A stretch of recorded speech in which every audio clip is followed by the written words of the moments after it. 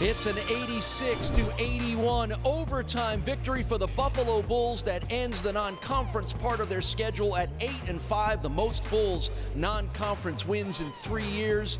Head coach Nate Oats, maybe not the way you thought it would go or the way you hoped it would go, but it winds up in a win and a hard-fought win for your team. Take us through what was kind of a crazy second half and overtime.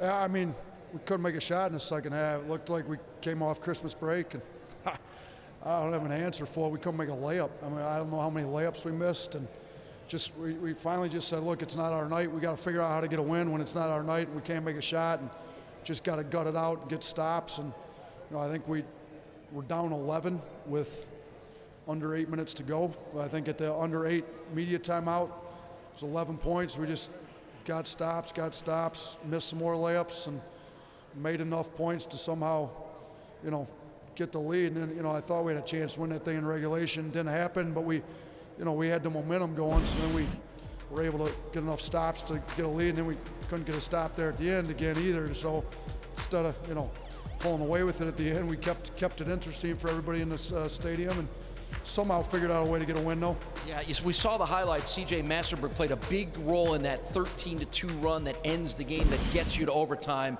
and then obviously Wes Clark kind of takes over. Those two guys as your backcourt, showing glimpses of what they can do together. How much do you kind of rely on them, and are you really starting to know that I got these two guys, and even though things aren't going well, we might still be okay? Yeah, I mean, it's nice to have two guys like that have played a lot of games in their career, scored a lot of points, and confident they can make plays when they need to. And they did it tonight. We went to the free throw line, made free throws late, both of them when we needed them to as well. So happy for them. We got a lot to figure out before Toledo on Tuesday, though. Yeah, well, that was my next question. As you wrap up the non-conference schedule, can you reflect back on what these 13 games have meant and what it all means to when it starts to count for real next week? Yeah, I mean, we played a tough schedule, and we were hoping to end it a little bit better, but we got the win, so finished 8-5, which isn't bad considering our schedule we played.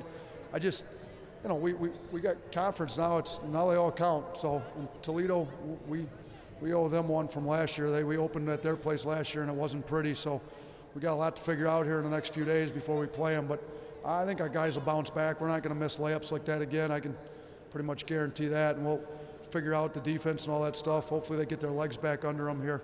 All right, well, I know you'll have some work to do, but find some time to enjoy a Happy New Year, Nate. Thanks, appreciate it. All right, that's Bulls head coach Nate Oats following this crazy overtime win for the Bulls, and it wouldn't be an overtime win without the play of this guy. Wes Clark, 27 points, 6 assists in this game. There seemed to be times, Wes, where you said, no upsets tonight. Yeah, man, we just tried to grind it out. It was a tough game. It wasn't the best for us, but we tried to grind it out, got the stops at the end. Was it frustrating at points there in the second half when you guys really weren't hitting shots, couldn't hit shots? As Coach pointed out, they build an 11-point lead. How difficult was that to fight your way through? It just was tough, man. It was a hard-fought game at home, and we just pulled together. When it got hard, we just relied on our teammates and relied on defense, so got it done. 3 games now in a UB uniform. You certainly look like you fit right in here. You've had 15, 17, 27 points in those 3 games. Is it safe to say it hasn't taken you very long to get comfortable? Well, man, these guys do a great job of welcoming me. Coach did a great job with fitting me right in, and the team has just did a great job of putting me right in the program like I've never missed a beat. So it was just easy for me to get in there with them guys that I know like that. Yeah, well, pretty good first, second, and third impressions for you, Wes.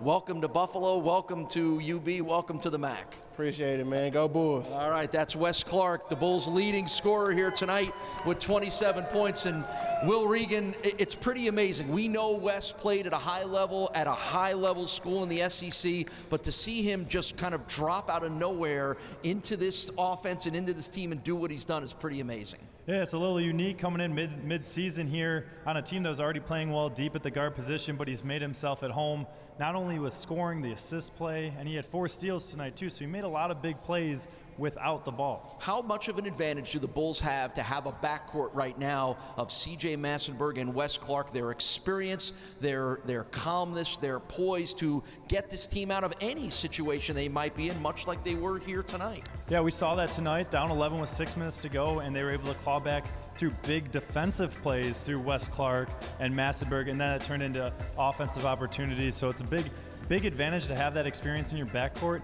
but also having Wes Clark to help fill that rotation, get through foul trouble, and get C.J. Massenberg off the ball a little bit more into his natural scoring position. All right, nobody knows as well as you do how to shift gears here from the non-conference part of the schedule to the conference. How well situated are the Bulls right now as that Toledo game looms next week? Well, they're very well situated. They have a lot of talent on this team, but again, the schedules are now 0-0. So it doesn't really matter what you did in the non-conference, but you have to learn from those lessons you learned in the non-conference to take it into conference play and get off to a good start during this the conference season. Well, a little more entertaining, a little more nerve-wracking than we thought it might be tonight, wasn't it? Yeah, game of runs tonight, but the Bulls were able to come out on top after all of the runs. You have yourself a great new year as well, too. Can't wait to see you when MAC play starts next week. Appreciate it, Paul. All right, it was a fun one here tonight. Maybe, like I said, a little more nerve-wracking than Bulls fans thought, but it winds up an 86-81 overtime win for the Bulls. Next up for them on January 2nd, MAC play begins at home against Toledo. We'll see you then. We thank you for watching tonight. This has been a production of ESPN.